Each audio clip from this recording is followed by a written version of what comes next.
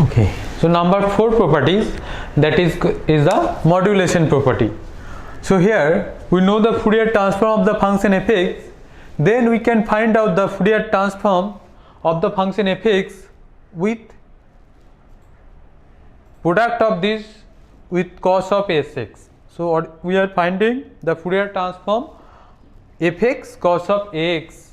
We can find out easily by using this formula, half of f s minus a plus f s plus a.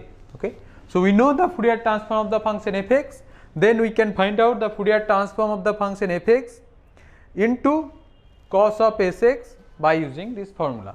So let's show this one. So we just first write the formula of Fourier transform of their product, means fx into the cos of ax. So this is by the Fourier transform formula, this integration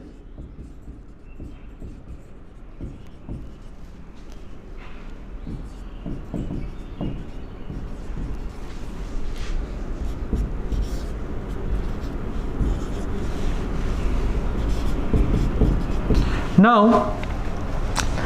Finding this integral is difficult, so what we do, we break out this cos of ax in the exponential function that we know. So we know that cos of x is e to the power minus ix plus e to the power plus ix by 2. So in this context I am also telling what is the formula for sin x. So sin x is e to the power ix minus e to the power minus ix by 2i. Okay, so now cos of ax will be e to the power ix plus e to the power minus ix by 2 into e to the power isx dx. Okay, so we are just writing cos of ax in the form of e to the power ax. So now break out this one. Now half we can get common. So then it will be fx e to the power a plus sx plus e to the power s minus a x dx. So fx also multiplied here.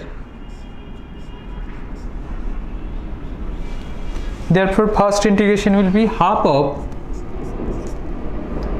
integration minus infinity to infinity fx e to the power s plus a x dx, and the next one will be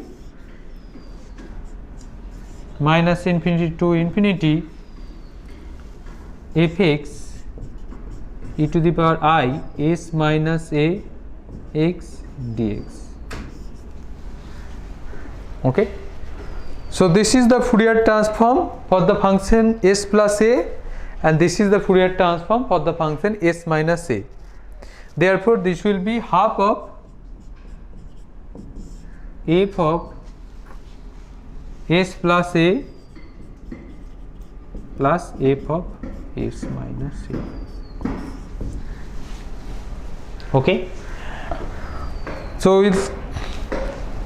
we can easily found the Fourier transform of this function fx by using this formula. We can also find the Fourier transform of fx with the product of cos of ax. So here number 5 property of the Fourier transform is that if we know the Fourier transform of a function fx, then we can find out the Fourier transform of this one x into that given function by using this formula. So it is minus I e to the f dash s. Okay, so this is the derivative of the Fourier transform function with respect to s. So let's prove this one.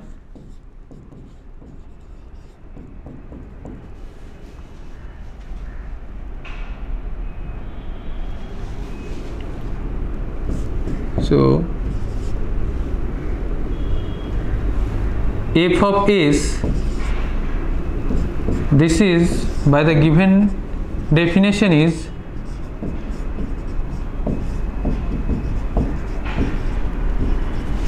right.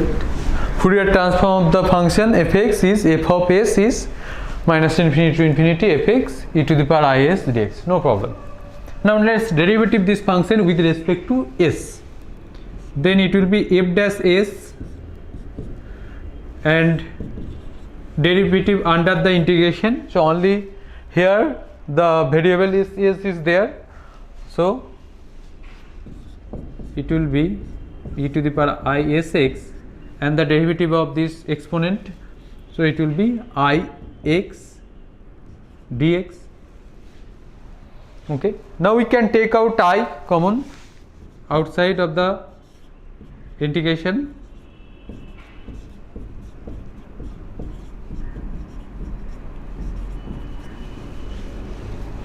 Okay. Now take out this one in the left hand side.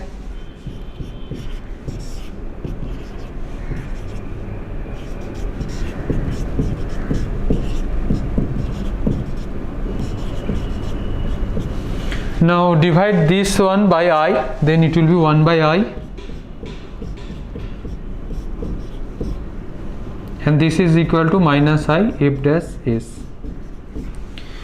And this one is the Fourier transform of this function x fx. So this is ultimately equal to this one. So Fourier transform of this function f of x fx can be found by I minus I with the derivative of the Fourier transform of the function f. So this one is the last property of the Fourier transform, that is one so this one is the last property of the Fourier transform, which we are not going to prove, we just state that property. So this is on derivative of a function x of a function. So here the function fx and the derivative and their second derivative up to the function n minus 1 derivative is goes to 0 as n tends to infinity. Then also this integration means their absolute integration minus infinity to infinity f jx dx, that is converges.